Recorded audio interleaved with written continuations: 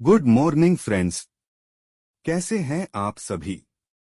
मैं आपका दोस्त, आपका साथी B.S. तरकर लेकर आया हूं ऑपरेशन जिब्राल्टर। आइए सुनते हैं इसे। गुरुवार को भारत के प्रधानमंत्री नरेंद्र मोदी ने अनुच्छेद 370 को निष्प्रभावी बनाने और जम्मू कश्मीर को 2 केंद्र शासित प्रदेशों में बांटने के फैसले पर देश को संबोधित किया। इस दौरान उन्होंने कहा कि जम्मू कश्मीर की रक्षा के लिए यहां के असंख्य लोगों ने बलिदान दिया है। पीएम मोदी ने राजौरी की रुखसाना कौसर का जिक्र किया, जिन्होंने एक चरमपंथी को मारा था। उन्होंने पुंछ जिले के उस शख्स का नाम भी लिया जिसने 1965 की लड़ाई में भारतीय सेना को घुसपैठ की जानकारी दी थी। कश्मीर के इतिहास में कई बार ऐसे मोड़ आए हैं जब एक आम कश्मीरी की आवाज ने सूबे की किस्मत बदल दी। इतिहास में इसकी कई मिसालें मिलती हैं जब एक आम कश्मीरी ने इतिहास का रुख मोड़ दिया था। अपनी किताब 1965 turning the tide, how India won the war 2015 में वरिष्ठ पत्रकार नितिन गोखले ने लेफ्टिनेंट जनरल हरबख्श सिंह के हवाले से ऐसी कई दास्तानें लिखी हैं। लेफ्टिनेंट जनरल हरबख्श सिंह 1965 में पाकिस्तान के साथ हुई जंग के दौरान सेना की पश्चिमी कमान के कमांडर इन चीफ थे।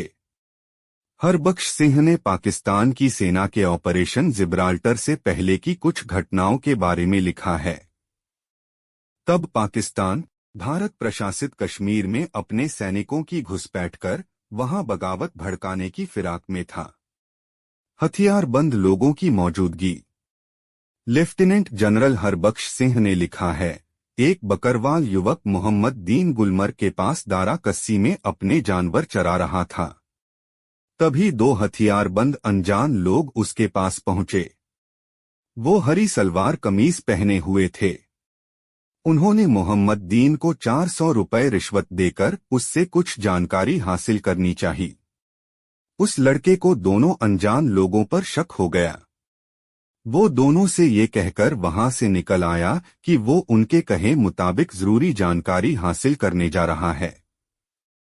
वहां से भागकर मोहम्मद दीन पास ही तनमर्ग में स्थित पुलिस थाने पहुंचा और उन अनजान हथियारबंद लोगों की मौजूदगी के बारे में बताया। कुछ ही देर में सेना की टुकड़ियों को इस घुसपैठ की खबर मिल गई और एक गश्ती पार्टी को फौरन वहां भेज दिया गया। बाद में सेना की कार्रवाई में घुसपैठियों को मार भगाया गया।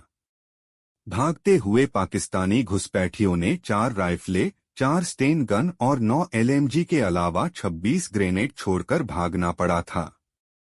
Brigade headquarter.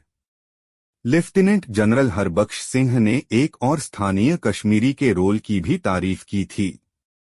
जनरल सिंह ने लिखा था, पीर पंजाल की पहाड़ियों में स्थित दक्षिणी मेंढर के धाबरोट गांव के रहने वाले वजीर मोहम्मद अचानक हथियारबंद लोगों की एक जमात से टकरा गया था। उन्हें उन पर शक हो गया। वो उसे गलूथी नाम की जगह पर मिले थे। उन लोगों ने वजीर मोहम्मद को लुभाने के लिए मीठी मीठी बातें की और जानकारी देने के एवज में पैसे देने का लालच भी दिया। वजीर मोहम्मद ने भी उन लोगों को जानकारी देने का वादा करके वहां से आकर 120 इन्फेंट्री ब्रिगेड हेडक्वार्टर को उन अनजान हथियारबंद लोगों के बारे में खबर दे दी। बाद में सेना ने एक गश्ती टुकड़ी को उस इलाके की तरफ रवाना कर दिया। घुसपैठियों को सेना ने खदेड़ दिया। भागते हुए घुसपैठियों को भारी तादाद में हथियार और गोला बारूद भारत की सीमा में ही छोड़ना पड़ा था। भारत पाकिस्तान युद्ध से भी पहले इन घटनाओं का जिक्र करते हुए नितिन गोखले आखिर में जनरल हरबख्श सिंह की बात का जिक्र करते हैं। घुसपैठ के खिलाफ भारत का अभियान इसलिए कामयाब हुआ क्योंकि स्थानीय कश्मीरियों ने घुसपैठियों के साथ सहयोग नहीं किया।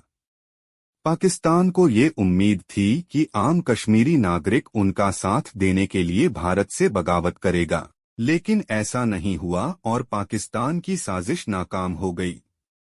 हकीकत ये है कि भारत और आम कश्मीरियों के बीच का ये रिश्ता 1965 के भारत पाकिस्तान युद्ध से भी पहले का है। आजादी के बाद भारत ने जब पहला युद्ध लड़ा था तो उस दौरान ब्रिगेडियर प्रीतम सिंह ने 1947 से 48 में ऑपरेशन ग्रेन के नाम से एक मोर्चा जम्मू के पुंछ इलाके में फतह किया था। यहाँ ये जानना जरूरी होगा कि उस वक्त पुंछ में हिंदुओं की आबादी बहुमत में थी, जबकि बड़ी तादाद में मुसलमान भी वहां के बाशिंदे थे। इस समरी में इतना ही, आगे और भी समरी आपके लिए लेकर आते रहेंगे। अगर आप चैनल पर नए हैं तो चैनल को सब्सक्राइब करें, साथ ही अपनों को शेयर करना ना भूलें।